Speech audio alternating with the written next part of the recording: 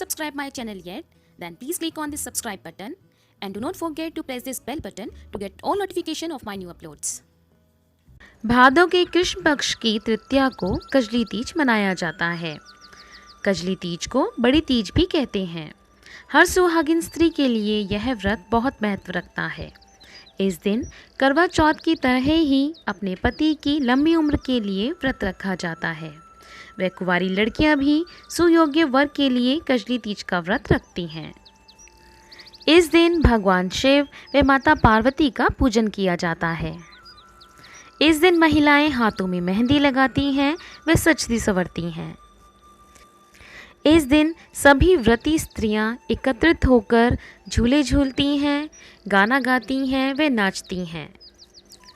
इस दिन गेहूं, जौ, चना और चावल के सत्तू में घी मिलाकर कई प्रकार के पकवान बनाए जाते हैं और शाम को चंद्रोदय के बाद पूजन करके इन्हीं पकवान से व्रत को खोला जाता है। इस दिन विशेष तौर पर गाय की पूजा की जाती है। आटे की 7 लोइयां बनाकर उन पर घी, गुड़ रखकर गाय को खिलाने के बाद ही भोजन किया जाता है। तीज का यह व्रत कजली गीतों के बिना पूर्ण नहीं होता। गांव में लोग इन गानों को ढोलक मंजीरों के साथ गाते हैं। हिंदू धर्म में हर पर्व त्योहार के साथ कोई न कोई मान्यताएं जुड़ी हुई हैं।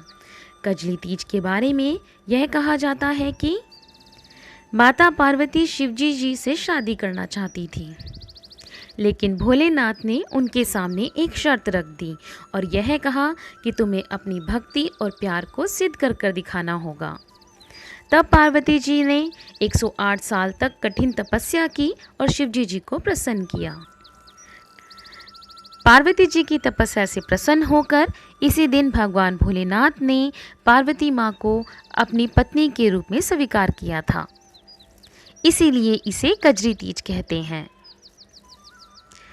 दूसरी मान्यता के अनुसार यह कहा जाता है कि कजली नाम का एक वन था। इस जगह का राजा दादुरे था।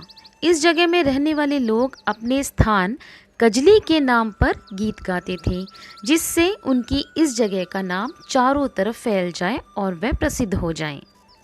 परंतु कुछ समय बाद राजा की मृत्यु हो गई और रानी नागमती सती हो गई, जिससे वहाँ के लोग बहुत दुखी हुए और इसके बाद से कजली गाने पति पत्नी के जन्म जन्म के साथ के लिए गाए जाने लगे।